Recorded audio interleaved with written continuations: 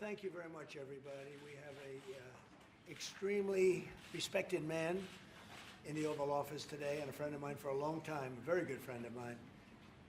And I'm very proud of the job he's done. What he's done is incredible in terms of human rights and everything else. And he's the Crown Prince, the future king, and I just want to pay my greatest respect to your father, the king, who is an amazing man. I met him early on. He greeted me at the airport at an age that was pretty high up there, and it was about 117 degrees, and he was standing on the red carpet as I came out of the plane.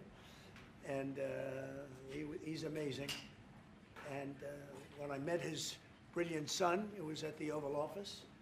Shortly thereafter, you came in representing the country, and I called the father. I said, "This guy is fantastic." And I don't know if that helped you or hurt you, but obviously it couldn't have hurt too much, because here you are, right? But we had a great meeting, and the office has changed quite a bit, and we inherited a mess. You actually told me you thought the country was in big trouble. I'm not going to use the exact word that you use. I refuse to say that you thought our country was dead a year and a half, 2 years ago, but our country was in trouble, and now we have the hottest country in the world. You said that also. And we do. We have the United States is right now the hottest country in the world. And between the tariffs and the election, November 5th election, we've done things that nobody can believe. $21 trillion will be the amount invested in the United States or committed to invest in 1 year. So I'm here 9 months. We're up to almost $18 trillion. Biden, as an example, the Biden administration, if you call it that, it's not, to me, it was the Biden lack of administration. They were less than $1 trillion for 4 years. We're going to be $21 trillion for 1 year. I think that's hard to believe. The biggest in history was a certain country, $3 trillion. We're going to be $21 trillion. On top of that, prices are coming down. We inherited a mess with high prices, the worst inflation in the history of our country. We had inflation that was a single 4 years, the worst inflation in the history of the United States. Gas prices through the roof, and that's after destroying our petroleum reserve, which was meant for wars and big emergencies, not to try and win an election. They opened up the reserve so that people get $3 less in gasoline, and it didn't work. They got about 3 cents less, because as big as those reserves are, they're peanuts when you're talking about that kind of traffic. And we're rebuilding the reserves. We're doing all of this, and we've done a job. We're also bringing down prices very substantially, and we've already brought them down very, very substantially. Gasoline is way down. I think you'll be seeing $2 gasoline, but we're now at $2.50, $2.45. Some are lower than that. It was $4.50, $5, $6, $3.50, $3.75. Under Biden, all different numbers, but way high. And we have energy way down. But the biggest thing to me, because I know what it means in jobs, is the fact that we're at over $17 trillion, Scott, and we expect to be around $20, $21 trillion in 1 year. And that's many times bigger than in history. The highest number was $3 trillion. And we're going to be at $21 trillion. That means new plants, new AI, new auto plants. We have auto plants coming in from Canada, from Mexico, from Germany, from Japan. Toyota just agreed to invest $10 billion on new auto plants, all American workers. We've never been in a position like this. You can go back to the beginning. Our country has never been in a position like this. And it really is because of the fact that we use tariffs to bring all this money in. And you're going to see the results in a year when these plants start to open up. We have more plants under construction now than at any time in the history of our country. And these are big plants. These are the biggest plants anywhere in the world. And I want to thank you because you've agreed to invest $600 billion into the United States. And because he's my friend, he might make it $1 trillion, but I'm going to have to work on him. But it's 600. We can count on 600 billion. But that number could go up a little bit higher, yes, sir. I don't know. We'll see. But we appreciate it very much. So Saudi is going to be investing at least $600 billion, and that means investments in plants, in companies, money on Wall Street, and what it really means for everybody that really counts is jobs, a lot of jobs. We have a lot of jobs. So I just want to thank you. We've been really good friends for a long period of time. We've always been on the same side of every issue. I think we've done a great job in wiping out the nuclear capacity of Iran. Nobody else could have done that. No other president would have done it. We had the pilots in the Oval Office right here. We were celebrating a very successful attack. So I had them in with that beautiful B-2 bomber that's over there. And they said, sir, for 22 years, we practiced this attack. Our predecessors, these were very young guys, so 22 years, they said our predecessors and us practiced the attack on Iran, but no president ever gave us the go-ahead. 3 times a year they went out and they practiced the attack. Nobody let us do it until you came along, and I let them do it because it was the right thing to do. You can't have a nuclear Iran. And so we put you in a very good position. But I just want to say it's an honor to be your friend, and it's an honor that you're here. And if you'd like to say a few words, but thank you very much. Well, thank you, Mr. President. This relation has been a relation for about 9 decades, and we've been working together for a long time. But today it's a very important time in our history because there is also a lot of things that we're working in the future. We believe in the future of the United States of America. We believe in what you're doing, Mr. President, is really creating a lot of good things and good foundation to create more economic growth, more business in America. And it will also your work for the world peace. I believe, Mr. President, today and tomorrow we're going to announce that we are going to increase that $600 billion to almost $1 trillion of investment, real investment and real opportunity by details in many areas. And the agreement that we are signing today in many areas in technology, in AI, in earth materials, magnet, etc., that will create a lot of investment opportunities. So you are doing that now. You're saying to me now that the $600 billion will be $1 trillion. Definitely, because what we are signing, it will facilitate that, and we I like will that build very on much. it. Go ahead. You worked hard. No, that's great. I appreciate that. That's great. We're doing numbers that nobody's ever done. And in all fairness, if you didn't see potential in the U.S., you wouldn't be doing that. Definitely. You don't want to lose money. As you said, Mr. President, it's the most hottest country in the planet. But what you're creating is not about opportunity today. It's about also long-term opportunity in the United States of America that will affect American economy positively in the next coming decades. Preparing the right foundation of emerging technologies, that's a game changer for America in a good way, and we want to be part of it. Yeah, we're doing really well. And this, you don't see what we're doing so much because we have, although the construction industry sees it.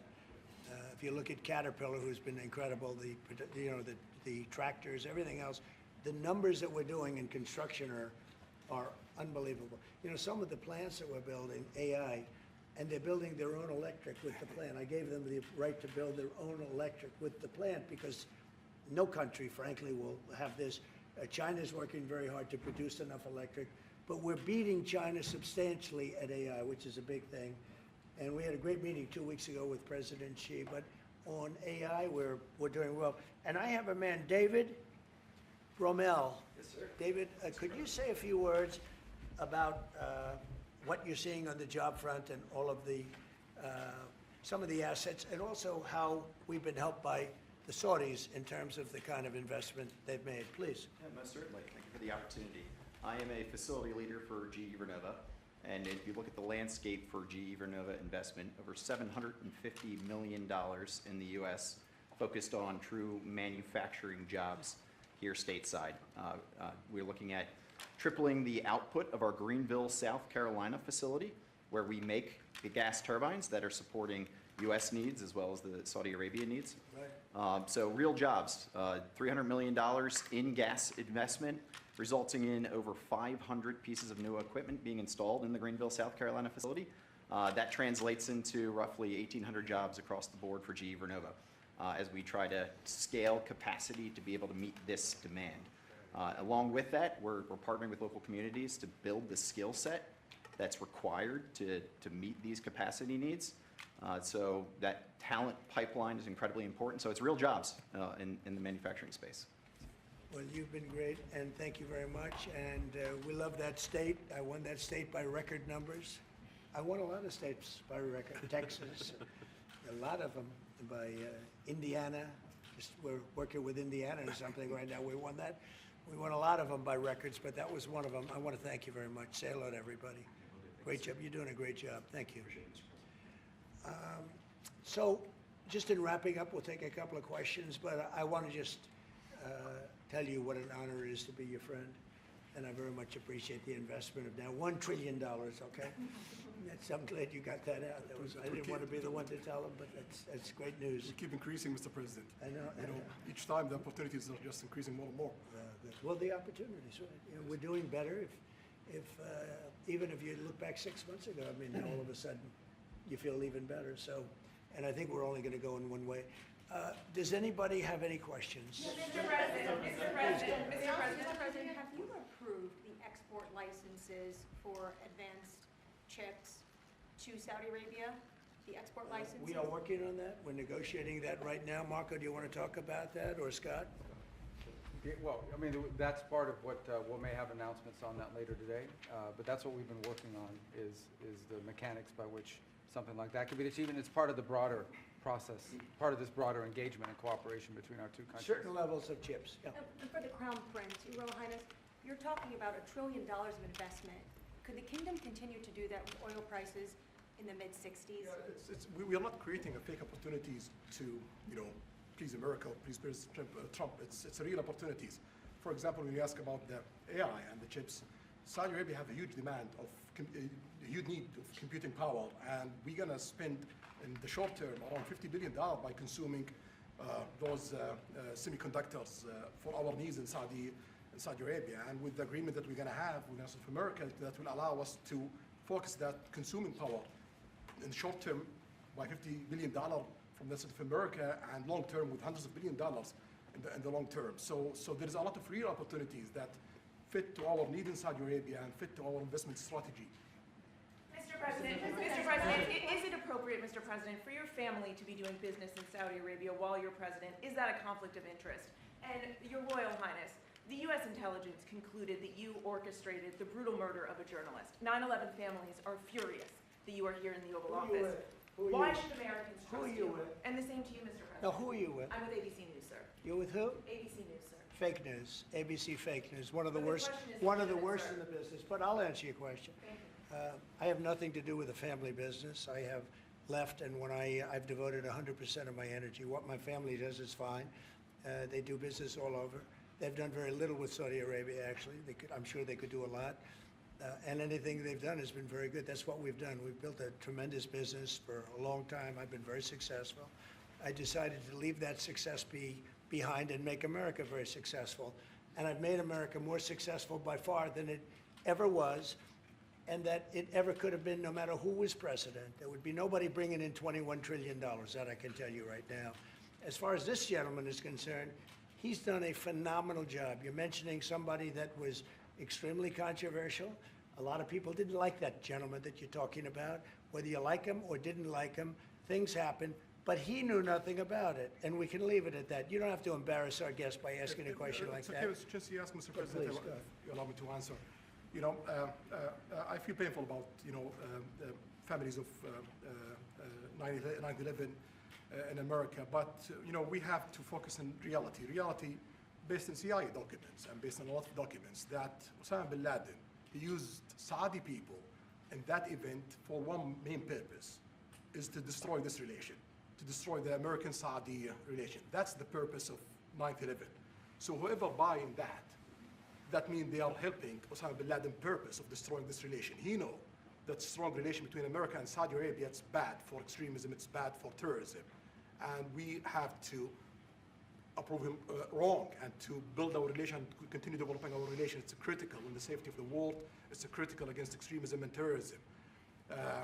About the journalists, it's really painful to hear, you know, anyone that been losing his life for, you know, no real purpose or not in a legal way, and it's been painful for us in Saudi Arabia. We've did all the right steps of investigation, etc., in Saudi Arabia, and we've improved our system to be sure that nothing happened like that. And it's painful and it's a huge mistake, and we are doing our best that this doesn't happen again. Mr. President, Mr. President? this side, Mr. Thank you, President. Mr. President. The Crown Prince has been instrumental in helping lifting the sanctions on Syria. Will there be any joint investment between the U.S. and Syria? And will you visit Are Damascus? you from Syria? No, but Where are you from? I'm from Palestine. Oh, making a lot of progress, huh? Very good. Well, they like me. The Palestinians like me. The Palestinians are doing very well, actually. I think we're working very closely with a lot of people to make everybody happy, including Israel, the Palestinians, and everybody. It's very interesting. No, I think that, I will tell you, the Crown Prince called me, and he specifically asked me if I would lift the sanctions on Syria, because he wants to see Syria make it. As you know, the leader of Syria was just here. We had a great meeting, and he's a strong guy, and I guess you need a strong person to run it. And I think Syria's made tremendous progress. We did lift the sanctions at the request of the Crown Prince. Also, the president of Turkey, Erdogan, called me specifically. He said, you know, if you don't lift the sanctions, Syria doesn't have a chance. If you do, they have a very good chance. And between the two of them and some others, I lifted the sanctions. And the results so far have been pretty good. Mr. President, You are- President, can I ask you a question about the F-35s that are being sold Sure. to Saudi Arabia? Are these the same ones that are being used by the Israeli military? And if so, how does that allow for the qualitative military edge for Israel? And then I want to ask you, because you brought up the plight of the Palestinians, are you aware of relocation flights to South Africa that are taking place right now? Which flights? There are relocation flights that are taking place. Some Palestinians are being charged up to $2,000 I'm not a going to seat. South Africa for the G20 because I think their policies on the extermination of people are unacceptable. So I'm not going, so I won't refer to anything having to do with South Africa. South Africa has behaved extremely badly. But I will say that when you look at the F-35 and you're asking me, is it the same? I think it's going to be pretty similar, yeah. You know, How will that this affect- is a great ally, and Israel's a great ally. And I know they'd like you to get planes of reduced caliber. I don't think that makes you too happy. They've been a great ally. Israel's been a great ally. And we're looking at that exactly right now. But as far as I'm concerned, I think they are both at a level where they should get top of the line. Yes, please. I just wanted to ask for the Crown Prince, if I could just ask about the direct talks between U.S. It's all right. and Steve, 1 second. Go ahead. Have you reached an agreement on a U.S.-Saudi defense treaty today? And are you going to bring up the Abraham Accords in your discussion? I already brought them up. What did you say? I think I got a positive response. Would you like to respond? Yeah, so I'll put you on the spot. yeah, so definitely we believe having a good relation with all Middle Eastern countries it's a good thing, and we want to be part of the Ibrahim Accord, but we want also to be sure that we secure a clear path of two-state solution. And today we have a healthy discussion with Mr. President that we're going to work on that to be sure that we can prepare the right situation as soon as possible to have that. I think we're, you know, I don't want to use the word commitment, but we've had a very good talk on the Abraham Accords. We talked about one state, two state. You know, we talked about a lot of things in a short period of time. We'll be discussing it further too. But I think you have a very good feeling toward the Abraham Accords. Yes, definitely, Mr. President. We want peace for the Israelis. We want peace for the Palestinians. We want them to coexist peacefully in the region, and we will do our best to reach that day. And the defense agreement, have you reached agreement on that? We pretty much have. Mr. President, Question for the Crown Prince, if I could just finish. We have reached agreement on that. Okay. I wanted to ask you about the direct talks between the United States and Iran.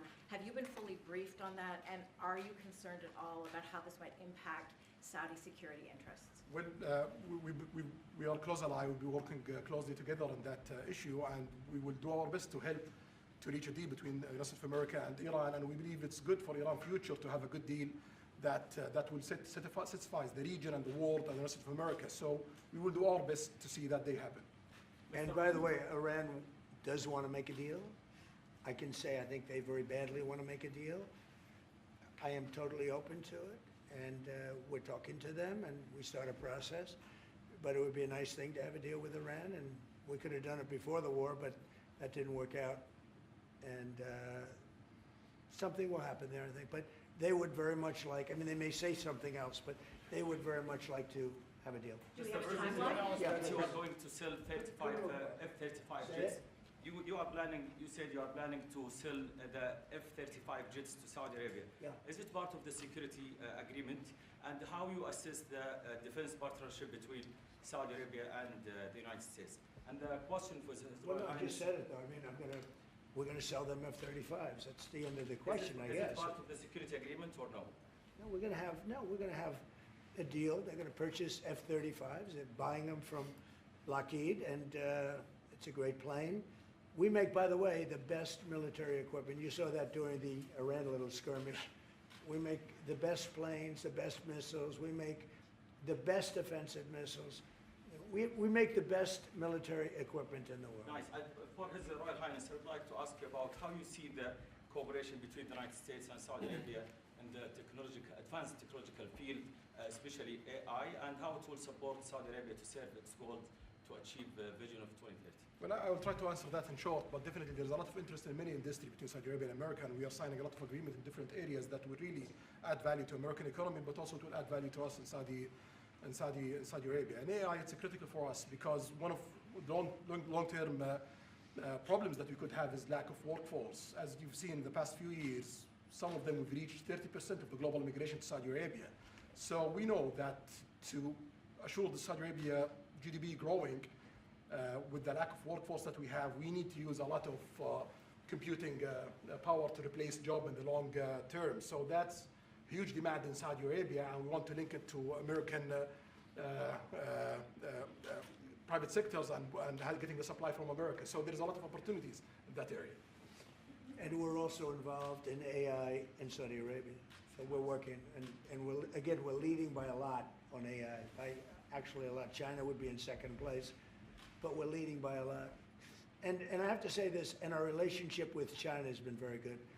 And as far as buying our farm products, they're pretty much on schedule, Scott. I'd like you to call them, say if they could speed it up, it would be good. Okay, but they're pretty much on schedule. Yeah. Sorry, Nikki, please. If I may, I have a question for both the Crown Prince go and ahead. President. Who are you? Where are you from? Faisal Abbas from Arab News, Saudi Arabia, Your Excellency. It should be a friendly question. Your Royal Highness, just picking up on something you've just mentioned about how some people try to destroy the relationship between Saudi Arabia and the United States. Perhaps, since the launch of the vision, we've been used to having the bigger picture and that everything fits into the bigger picture.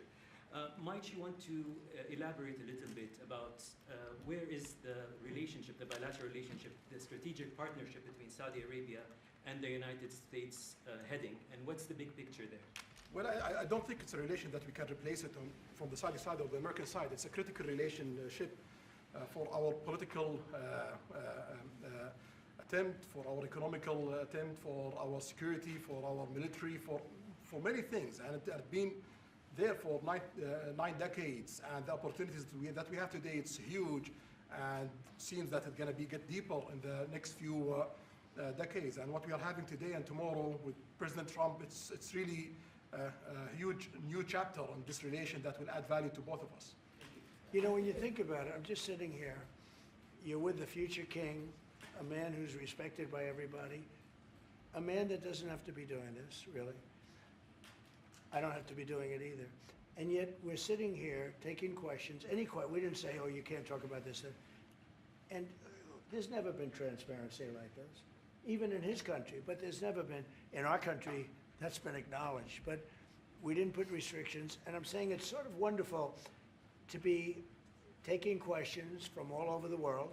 Everybody's here. This is just a small group representative of tremendous numbers of media that are outside, that are very jealous that these people were so selected. But they're representing a lot of people that are outside. I think it's terrific that we can be sitting here being this open, and, I think it's really a wonderful thing. If Yeah. you don't mind, I have a personal question for you. Okay, here we go. I should have said that. So apart from everything you mentioned in your opening remarks, you forgot to mention that you've de-escalated 7 wars since you started. At least in our part of the world, you are seen as a peacemaker. And adding that to all the executive orders and everything else you've mentioned, I really have to wonder, in your speech in Saudi Arabia, I was there, You said that His Royal Highness does not sleep at night thinking how he does things better. We wonder in Saudi Arabia, how do you manage your own time, and what's your formula for He management? does not sleep much, and I don't sleep much. I think we have the same schedule. We're thinking about our countries. And if you sleep a lot and you're president, we just had one that slept more than any president. He broke every record. He sleeps all the time, during the day, during the night, on the beach. The only guy could fall asleep on the beach with the press watching. No, he's not a sleeper. I'm not a sleeper. We don't. We talk at night. We can talk. I can call him almost any time. He goes, "Hi, how you doing?" It's like at craziest times.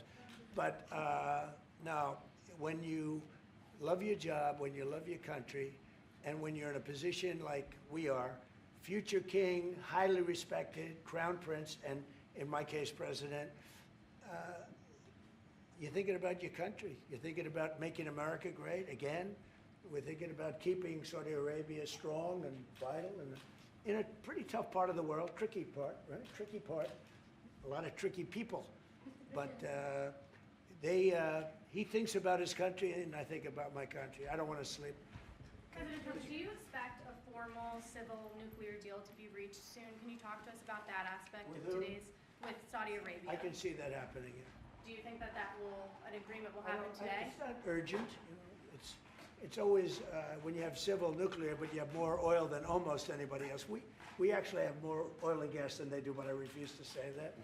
And on We the- have more than, we have more than anybody, can you imagine? And on the F-35s, are those sales, Israel had reportedly wanted those sales to be conditioned on Saudi Arabia moving to normalized relations. Israel will be happy.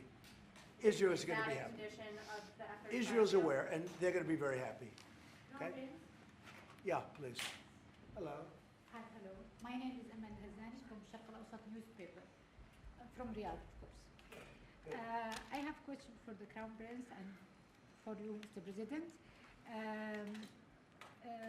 Crown Prince of Saudi Arabia, how much you expected from developing the cooperation with the United States in the field of new energy, AI, supply chain?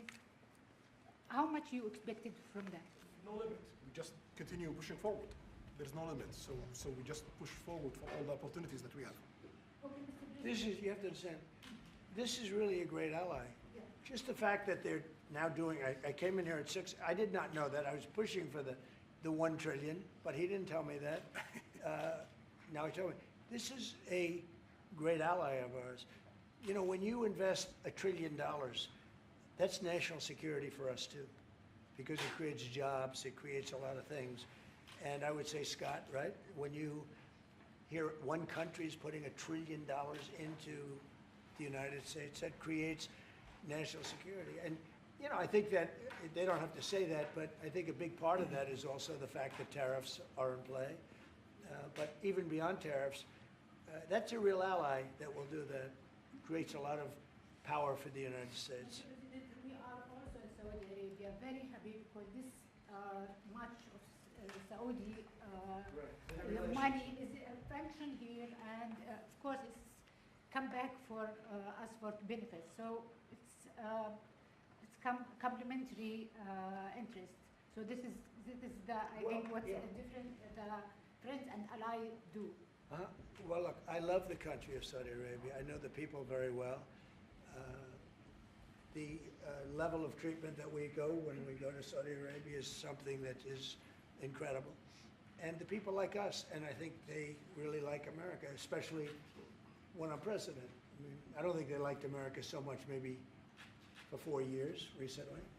I think Obama treated Saudi Arabia very, very badly, as you know. And I think Biden didn't have any idea where the hell he was. I don't think Biden knew the difference. How would you describe the future relationship with Saudi Arabia? I mean, from the strategic aspects, would you describe The relationship is with? Yeah, a little bit of economic. I would say politics top of and the line. leadership. It's as good as it can. I don't think it can get much better. We have a country that trusts us, and that's why they make that investment. If they didn't trust us, they couldn't make that investment. And we trust them. They've been very reliable. Now I rebuilt our military in my first term.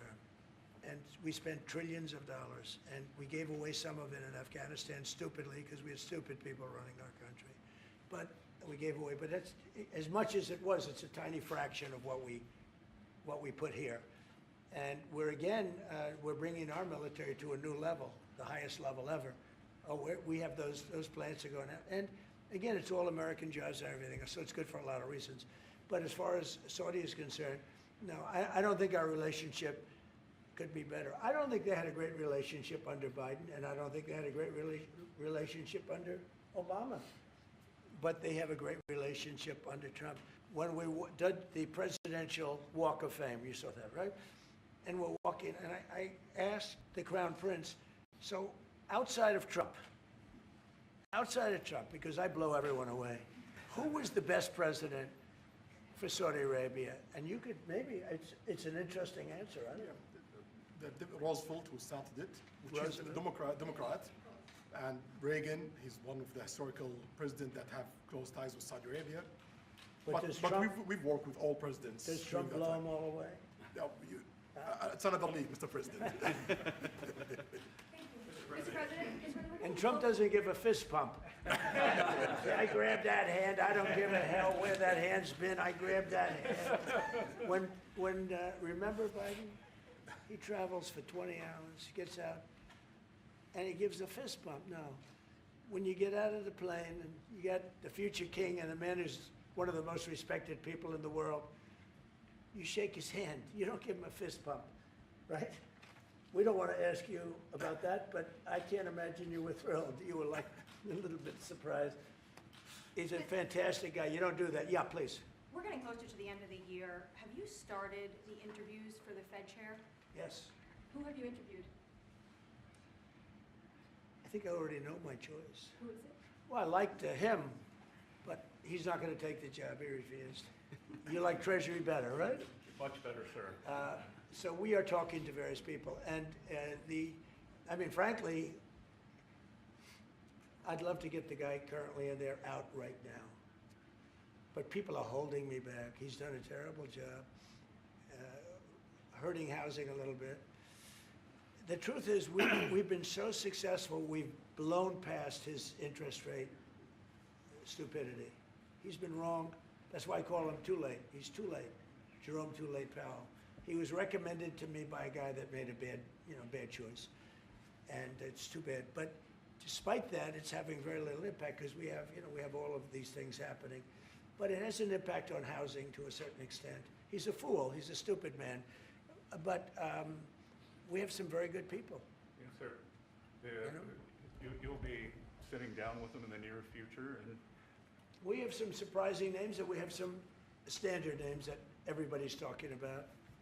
And we may go the standard way. It's nice to every once in a while go politically correct. But we have some great names. Steve, please. Have you talked to President Maduro of Venezuela yet? Are you still open to that? He wants to talk. Yes, sir.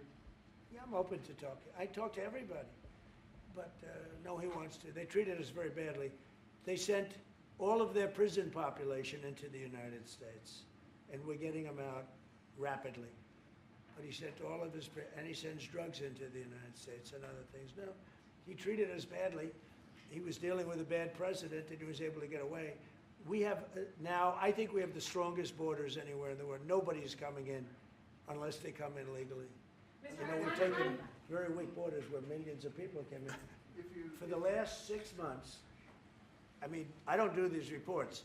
They say 0 people have been able to come in. Is that pretty good? Mr. I don't know. Mr. President, why wait for Congress to release the Epstein files? Why not just do it now? It's not the question that I mind, it's your attitude. I think you are a terrible reporter. It's the way you ask these questions. You start off with a man who's highly respected, asking him a horrible, insubordinate, and just a terrible question.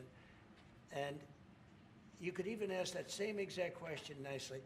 You're all psyched up. Somebody psychs you over at ABC. They're going to psych. You're a terrible person and a terrible reporter. As far as the Epstein files is, I have nothing to do with Jeffrey Epstein. I threw him out of my club many years ago because I thought he was a sick pervert. But but I guess I turned out to be right. But you know who does have? Bill Clinton, Larry Summers, who ran Harvard, was with him every single night, every single weekend. They lived together. They went to his island many times. I never did. Andrew Weissman, I hear. All these guys were friends of his. You don't even talk about those people. You just keep going on the Epstein files. And what the Epstein is a Democrat hoax to try and get me not to be able to talk about the $21 trillion that I talked about today. It's a hoax. Now, I just got a little report, and I put it in my pocket, of all the money that he's given to Democrats. He gave me none, zero, no money to me, but he gave money to Democrats. And people are wise to your hoax, and ABC's is, your company, your crappy company is one of the perpetrators. And I'll tell you something, So why not just sign it now? I think the license should be taken away from ABC because your news is so fake and it's so wrong. And we have a great commissioner, the chairman, who should look at that because I think when you come in and when you're 97% negative to Trump and then Trump wins the election in a landslide, that means obviously your news is not credible and you're not credible as a reporter. So I've answered your question. You should go and look at the Democrats who received money from Epstein, who spent their time. Larry Summers was with him all the time. That creep, the fund guy, was with him all the time. What's his name? Who? Reid Hoffman. I don't know Reid Hoffman, but I know he spends a lot of money on the radical left. Reid Hoffman, in my opinion, should be under investigation. He's a sleazebag.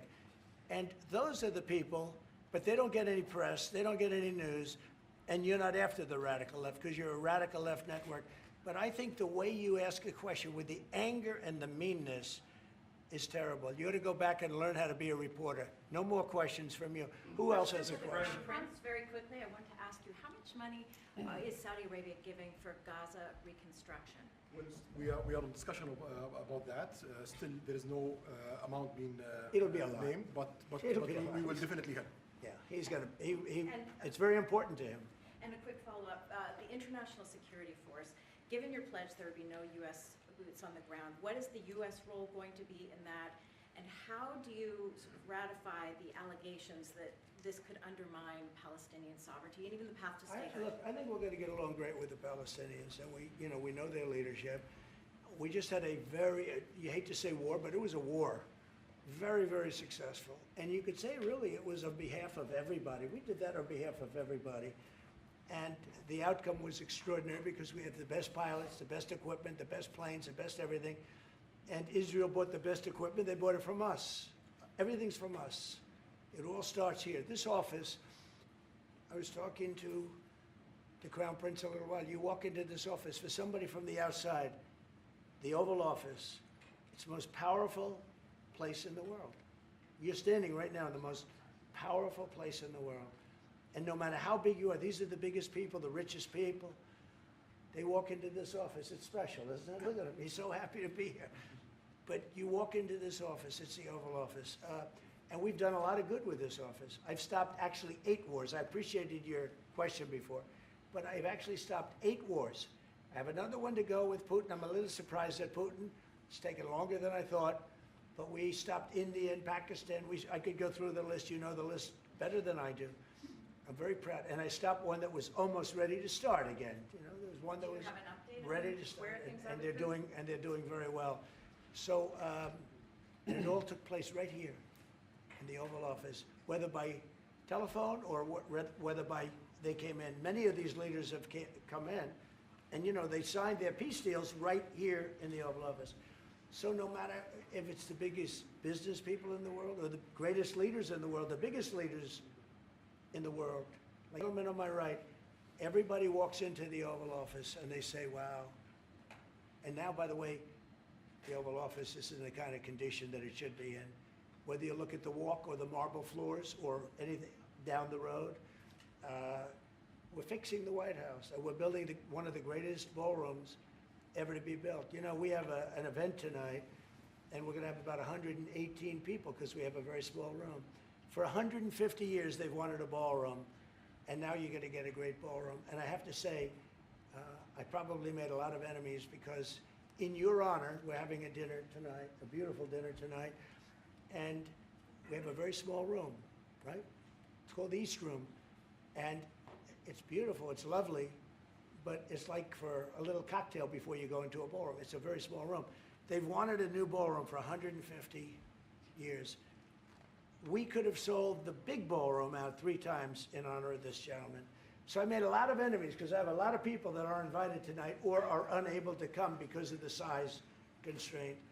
But you know what we'll do? Before I leave office, we'll have another dinner because we'll have it ready long before I leave office, and it's going to be beautiful.